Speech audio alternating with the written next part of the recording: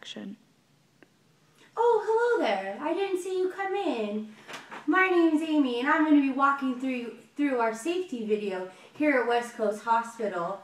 Shortly, we are going to be meeting with Martha and her team. We are going to be discussing the recent anthrax mail threats we have been receiving in 2001. Recently, we have not seen any patients with this problem, but we are dealing with an issue of bioterrorism, which could be right here in our homeland. So our video is going to focus on how to prevent issues with bioterrorism, specifically with anthrax. Follow me. We're going to go find our team. What this meeting is about? We have like patients that we need to take care of, right? Such a waste of our time. Here we are, getting ready for the video. Hello, ladies. I'm Martha. Hi, Martha. Hello. How are you? Good. Let's get down to business.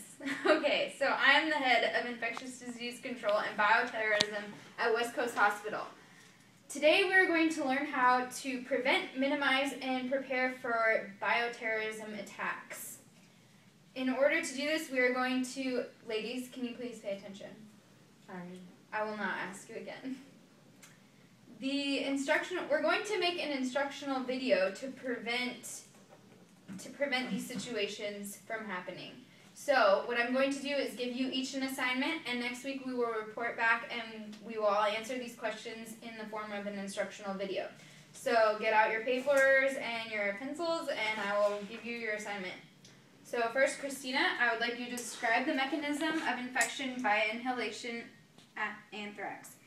Second, I would like you to answer this. What method could healthcare workers utilize that would quickly circulate information about a possible bioterror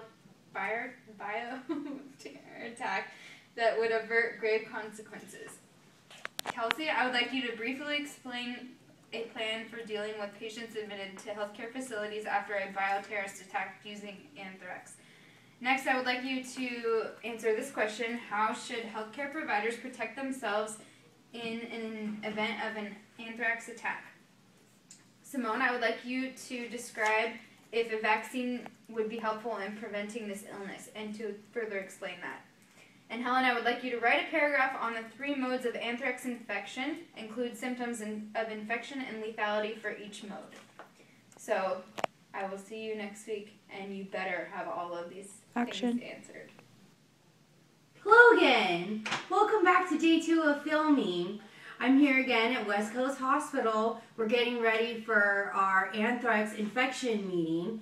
All of the nurses have been given assignments, and they're going to come back with fun-filled information for our instructional video. I'm here to give you some fun facts to get us started.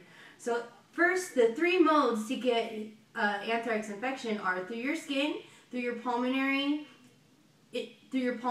system, and through your gastrointestinal system. Now, your skin is going to be your most common. The pulmonary system and the gastrointestinal system are more rare, but all are completely treatable with antibiotics. All 3 modes have very similar symptoms: stomach pains, loss of appetite, bloody diarrhea, vomiting. I mean, that's more specific to your gastrointestinal system. For the skin, if you get it infected on your skin, it's going to look more like an insect bite. It's going to be itchy. It's going to turn into a big blister. So if you have any of those signs and symptoms, you're going to need to go to the hospital right away. Now, if you inhale it, that's the worst. But again, like I said, it is all treatable with antibiotics. Common symptoms, just like the gastrointestinal for inhalation, are fever, nausea, and vomiting. So all of these are very flu-like symptoms. So let's go to our team and get some more specific information. Hello, ladies. It's nice to see you back here, all decked out in your hospital gear. Nice work. I can see that we're missing Simone, but I guess we're just going to start without her. So, Christina, can you tell me what you found this week? I found out about Bacillus anthracis, which is anthrax. Proteins are called lethal toxins, and they inhibit and destroy macrophages, the large white blood cells that act as the body's first defense against pathogens, and also disables the signaling mechanism triggering immune activation. This allows the bacteria to spread through the body unchecked by the immune system, resulting in rapid and potentially lethal anthrax infection. First off, we need to make sure that we remain calm at all times so that we do not make the patients or their families aware of the issue until we know how to resolve it, and also not to totally cause chaos in the hospital. It also depends on how large of a threat the situation and how many individuals are exposed. One thing that is of utmost importance is prevention. We can prevent these attacks from happening by each one of us knowing our surroundings and making sure of point of inspection and suspicious activities of anybody that we encounter. We as a hospital receive shipments for equipment and supplies all the time, but we need to make sure to be extra careful with packages that come unexpected that we did not order. We need to look for unusual or strange odors coming from them, and we just have to report anything that we see that's out of the ordinary. And it's always better to be safe than sorry. We are already installing new alarms that will sound a special sound that all staff will be trained on how to put in place to alert the whole hospital when these attacks will occur. We will also be sending internal messages to all on how to proper emergency procedures and protocols to take. Correct. Helen, I don't want to see that phone again. Sorry. Who's next? I am. Oh my god, I'm so sorry I'm late. I hit Get traffic. out! You are late. Get out. But Out! But my Out! You too.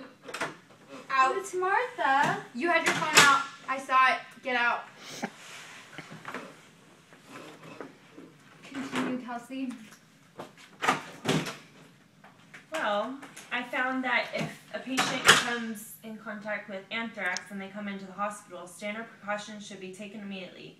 The patient should be questioned on when and where they were exposed to anthrax. We need to get as much information as possible from the patient about the exposure. Law enforcement and health department should be contacted immediately, and the law enforcement will secure the hospital for suspicious actions around the perimeter of the hospital and investigate the scene where the patient was exposed. The health department will help the investigation of the exposure as well as disinfecting the places the patient has been. Any belongings that the patient was wearing or had should be removed and bagged in plastic bags and should not be brought into the hospital. The FBI should be contacted for further instructions on the situation. Inhalation and cutaneous cultures are done on the patient to identify the infection, and the patient should shower with warm water and soap and dressed in a clean hospital gown. Now, if the powder is seen on the floor, we want our staff to be safe from the exposure, so standard precautions are again taken, and do not try and clean up the powder on the floor. Cover it with anything you can find, like a sheet or like a towel. Leave the room or area and close the door or section off the area to keep others away, and wash your hands with soap and water and take a shower as soon as possible. And call law enforcement and health department if they haven't already been called. There's also a vaccine that could help for anthrax.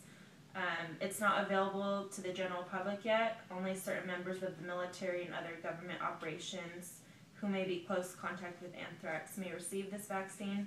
Hopefully it can be available to the public in the future. All right, thank you. So this meeting is adjourned, and we will make our video shortly. Out! Oh my god, I can't believe her. What is wrong What do with you her? think she is? I don't know. What's wrong with her? And she, what, because she works at West Coast Hospital and she thinks she's so smart. Yeah. Can't believe she kicked us out of class for being late. And what, for you just because you were on your phone? It's about bioterrorism, remember? We're going to show her what bioterrorism and anthrax really is all about. Yeah, we're going to show her what anthrax really is. Hello, ladies. So I am back and happy to report that the results of our video have been successful, and we have learned a lot. So I want to thank you for your participation. Thank you so much. I've learned a lot. Yes, and if It was you very helpful. if you ever need anything, feel free to contact me. Okay, thank you. Thank you. Yeah, so now we're going to show her that damn Martha. Yep. At least we took our antibiotics, right? I know, to protect ourselves, Mm-hmm. but they're gonna have another thing coming to them. Yep. So much for kicking us out. So we're gonna put it in here, and they're gonna open it, and then they're all gonna get sick. I can't wait to see the look on her face. Yep.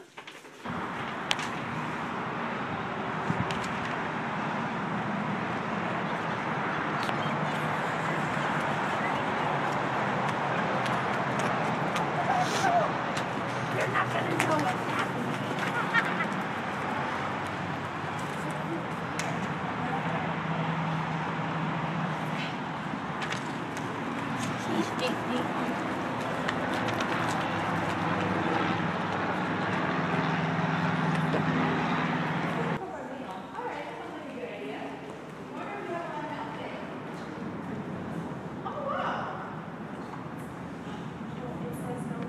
Oh my god, it says confidential.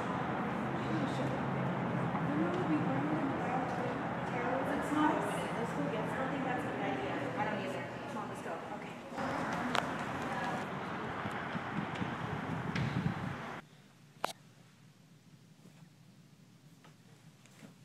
Look at this is what we found in front. It says no return address. And confidentiality. What did you do when you found this? We thought about the lesson that we had about the anthrax. We didn't pick it up. Did you implement the precautions that we talked about? Yes. Yes, we did. Good work, ladies. Thank you. Thank you. Action. Hello again. Welcome back to our final day of filming. As you saw from the video, the ladies were successful in preventing their bioterrorism attack using anthrax against their fellow employees. By preventing, minimizing, and preparing against the attack, they were able to use simple tactics to ensure that they were safe and that their safety is the most important. So thank you for joining us. I hope you learned a lot, and I hope to see you again soon. Thanks again.